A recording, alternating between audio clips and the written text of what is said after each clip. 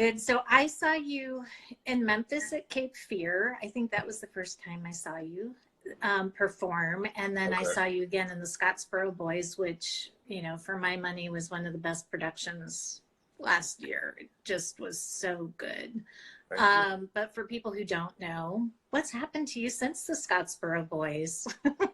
Yeah, well, actually, after Scottsboro Boys, I went into rehearsals for Color Purple, like immediately. So Scottsboro Boys was done at Theater Raleigh, and then I left for New York, and I went straight into rehearsals. And we rehearsed for about 4 weeks, and then we were off on the road to Largo, Maryland after that. And I've been on the road since. So you've been on the road a few months now with the show, right? With it's this national tour of the Color Purple. It's not like Right. some regional productions, national tour. Right. Yes, it is a national tour of the Color Purple. So how is being on the road been for you? And what have you learned about yourself as a performer during this national tour process? Being on the road has been great, actually. I mean, I love traveling. Most of the jobs that I've had over the last 10 years have been, traveling. I was on a cruise ship, I was a flight attendant, so like all of the jobs that I've had, they've been within the traveling industry. So being on the road wasn't, that different. I was used to staying in hotels night after night, after being a flight attendant for so long. And even on the cruise ship, waking up in different cities every day, I was pretty much used to it. So I enjoyed being on the road. What made it so much better this go round was I was doing something I really love, and that's being on stage.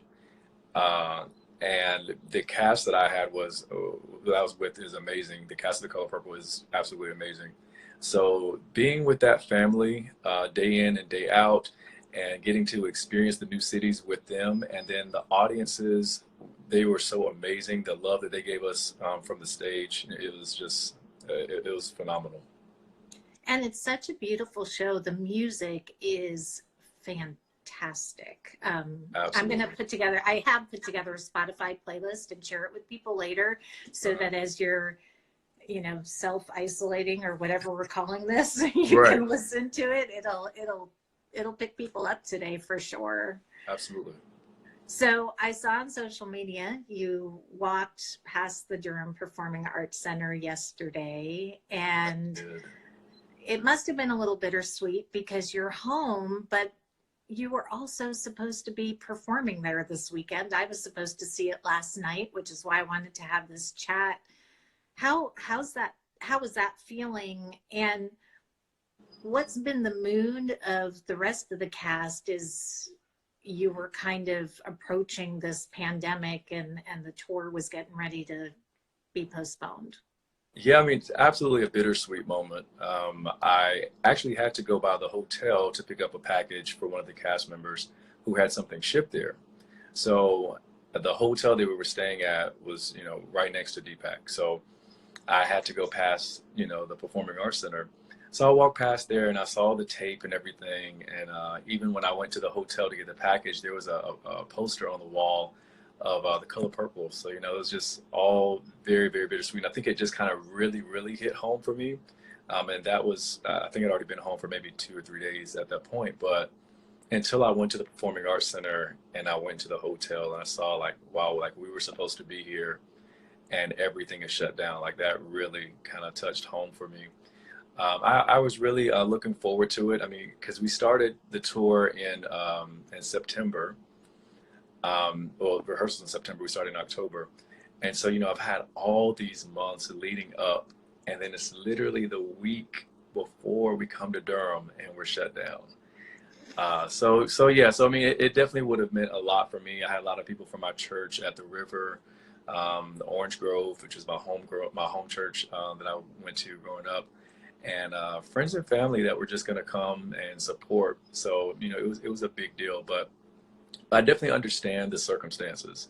And no one's health is worth risking for performance. So I'm just glad that everyone is safe. right now, and that we are all home. As far as the cast, we've definitely been supportive of one another. We're going through this together, so And the just show is postponed. It's not actually, I mean, on the DPAC website, it says it's postponed. It hasn't been canceled. So people can keep an eye out for when it'll be absolutely. rescheduled. And hopefully we'll see you on that hometown stage. I hope so. Yes, I hope so too. Yes, the tour is actually just postponed. It's not canceled. We're still working with our production company right now. They're still communicating with us about what the new routing is going to be and what the new schedule is going to be. It's definitely a daunting task to pull all of those shows, back together and with the theaters, but they're definitely working on it.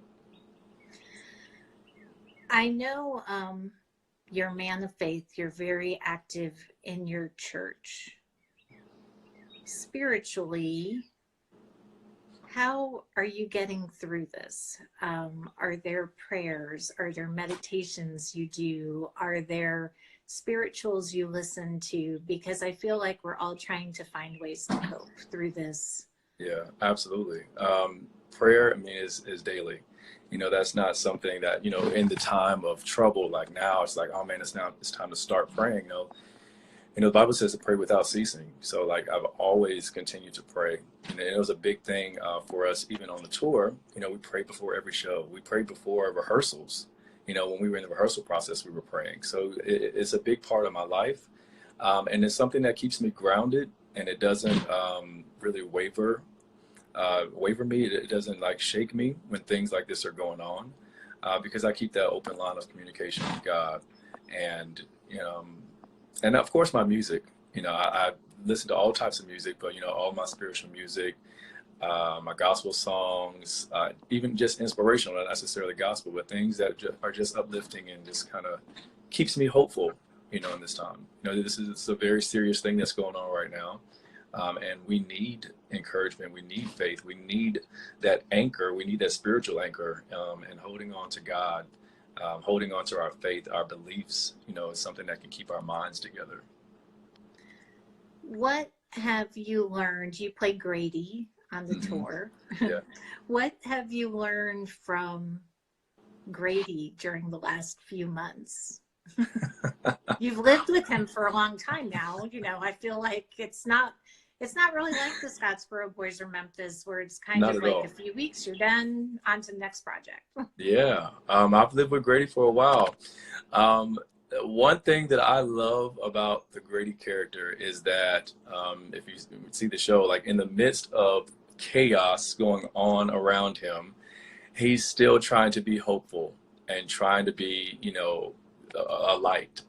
That I see. The scene that I'm in is the Easter Sunday scene.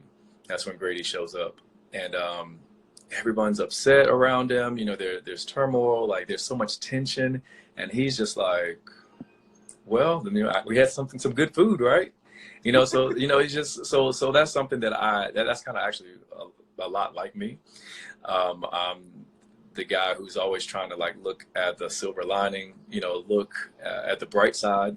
That's me in a lot of ways. So yeah, so I mean, it just kind of reminds me to stay hopeful. So like even a situation like this, like things are going to get better, and things don't have to stay in that dark place. Even though there's darkness all around you. Had you read the book, or were you? I mean, I'm guessing you were familiar with the musical because it's been around a while now. There was a revival. There's been 2 national tours of this so far, or 3 national tours maybe now. But were you familiar with the book and the show prior to joining the cast? Yes, I hadn't read the book. That a lot of my cast members were reading it. Some people were passing the book around while we were on the bus. I was definitely familiar with the story, the movie, and I saw the show at DPAC for the first time. I think it was 2 years ago. The last national tour that came through. So that was my first time seeing it. I had always wanted to see it when Fantasia was in it. When Jennifer Hudson, and then that's when I first heard of Cynthia Erivo. So that I really had a big interest in it, but I had never seen it. So when it came to DPAC, it was around my birthday, and I was like, I have to see it. So I went to see it, and I was sitting probably on the 6th or 7th row. and I'm just watching it in awe. And I got to learn a lot of things that I didn't, get from the movie, which I'm pretty sure, which I know came from the book. And of course, learning and doing the show afterwards, I learned even more from it. But I was completely inspired by it, and I was enamored, and I was like, I have to be a part of this show. And I'm literally sitting there, looking at them performing, and I'm saying, I can see myself on the stage. I literally saw myself up there on the stage doing this show, and it manifested. So I was going to say, are you a person that visualizes? Like, can you visualize something like, I think if you visualize something, you can visualize it into being if you want something in your life or pray for it bad enough. mhm. Is that something you did? Well, I mean, I can't take the credit for it. I mean, I definitely put it into the atmosphere, and I prayed about it. I feel like God, brought those things together. It's like one of my favorite scriptures, like faith without works is dead. So it's like I had the faith, I believed it, but I had to put the work behind it. I've been auditioning for The Color Purple probably the last 4 years, maybe. So even when the last tour came through, I auditioned for that. So I put in the work. I believed, but I put in the work too. And I feel like that's what made it manifest. Well, and I think what you just said is important for so many aspiring actors and performers. It's not a one and done thing. You don't go out, audition for The Color Purple, you get it. I mean, maybe that's some people's story, but Mhm. most of the people that I've interviewed, they've auditioned for these shows and these tours multiple times Right. over a long period of time. So, for any young performers watching us today, what's some advice you could give them for keeping on? Yeah. Work on your craft. Consistency. Rehearsal. Making sure you know your instrument, know your voice. Be confident. Confidence is definitely something that I have to take into the room with me. I feel like the casting directors, they can see like, he's probably not too sure about what he's doing. So taking that confidence into the room with you, knowing your music, even if the accompanist is like not on par, which happens a lot sometimes, the musician may not be able to read your music as well. But if you know it and it's in your heart, it's in your body, the music is there. Like you can push through that, and that won't like shake you or waver you, and then you feel like, oh man, I bombed my audition because of the musician. Like no, like be prepared. Be an actor prepares. So be prepared. That's the best thing that I can say to someone out there. Again, like know your craft, be prepared, and don't give up. There can be a million no's, but all you need is that one yes. Like I said, I auditioned many times, but I got that one yes, and then here I am. Do you have a favorite role that you've played? I mean, I've seen you on stage 3 times, but I know Hmm. you've been working a really long time in this industry. So, Yeah. do you have a favorite role that you've done? Um, all the roles that I've done have certain significance. So I mean, I can't really put one over the other. Um, I feel like my first real lead role was when I played Coal House in Ragtime. Mm. So that show has a special place in my heart just because of the story, the message, and I got a chance to really show a lot of my acting over singing. And again, the music, the story, everything about that just kind of really plays a special part in my heart. So I would say that that's been probably my favorite role. Now, my favorite show is Dreamgirls. I did Oh, Dreamgirls at Cape Fear, and I was in the ensemble. I played like 7 different characters. Um, but like I just love that story, and the music and the cast was amazing. Cape Fear was amazing. So I think that's been my favorite show that I've done so far. do you have aspirations to be on the other side of things? Do you have aspirations to direct or write, or are you just the consummate performer? No, I absolutely want to compose and arrange a score. I've done it a few times at my church, like for Christmas productions or Easter productions. Just sat down with Bertrand Curtis, who is an amazing musician at the church, and like just scored an entire show. Even our drama director at the time, Andrea Hines, she kind of gave me like a skeleton of like, hey, this is kind of what I want. This is what I want to look like, and I came up with an entire score for her with an arrangements of songs, lyrics, and everything. And I love that. I love that creative process. So I mean, yeah, that's definitely something that I'm going to venture into. Broadway, I interviewed Moses a few days ago. Oh yeah. And he and I were talking about how, Broadway is really the great white way in more ways than one. Hmm. And I'm wondering, with shows like The Color Purple and Ain't Too Proud and Tina, is representation on stage, is it getting better for people of color, or do we still have a really long way to go before there's equal representation, and not just in shows that are predominantly filled with casts of color, like The Color Purple, like Right. Ain't Too Proud, but just across the board? Do we still have a way to go when it comes to representation Hmm. on stage? Well, I think we do, as far as not just representation on stage, but producers. Like how many African American producers do you see on Broadway? You know, and directors, writers. Um, one of the shows that went up while I was doing rehearsals was Slave Play. So like that was a big deal. That went up on Broadway. So I feel like we are inching towards that, but I don't think that we're there yet. And like you're saying, some of the shows like Ain't Too Proud, which I saw like twice, which was an amazing show, and I have lots of friends in that show. I love it.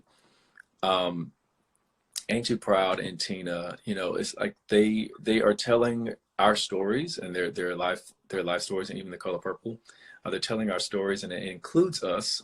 But I think that we should definitely have more shows like Slave Play, like that are original.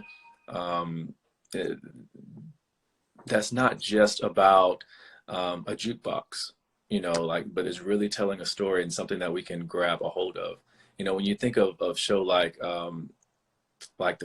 Phantom, it's like, what is that based off of? Like that's just pure creativity, and it brings you into another world that that's only there on the stage.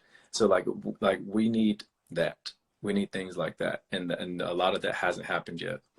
That I've seen. Now I can't speak for the entire industry on that because I'm not on Broadway yet.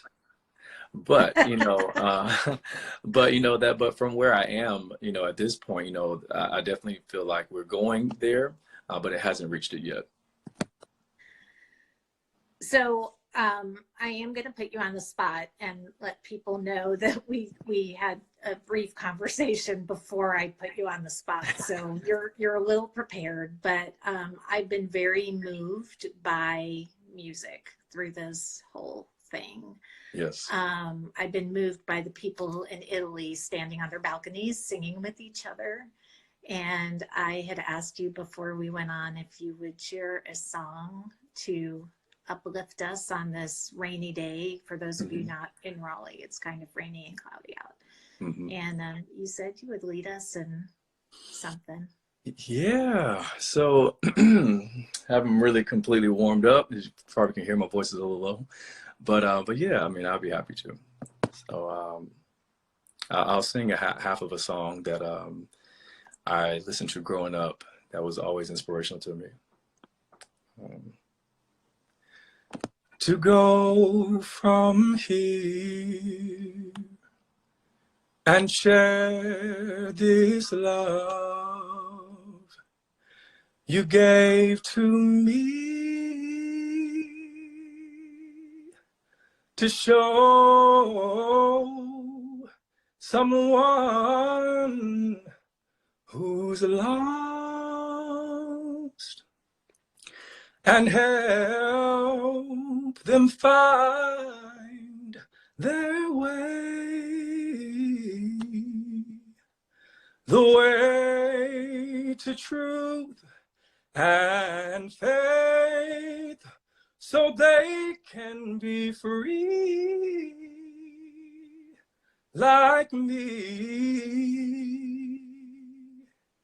free like me. Lord, we need your love. Lord, we need your peace.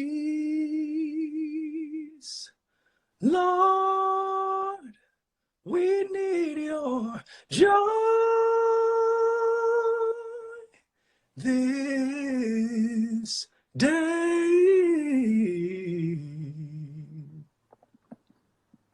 Thank you so much. I'm sure you're hearing the virtual hallelujahs and the virtual applause coming from people watching. I'm going to open it up to questions or comments. Can you see the comments? I think you can, right? Yes, I can see comments. Oh, okay. Okay. So anybody have questions or comments? I'm so glad you've joined me this afternoon. I'm so glad to chat with you. And thank you for having me. I is on here with us too, and she said she's known you a long time, since Black Nativity. Oh yes, absolutely, absolutely.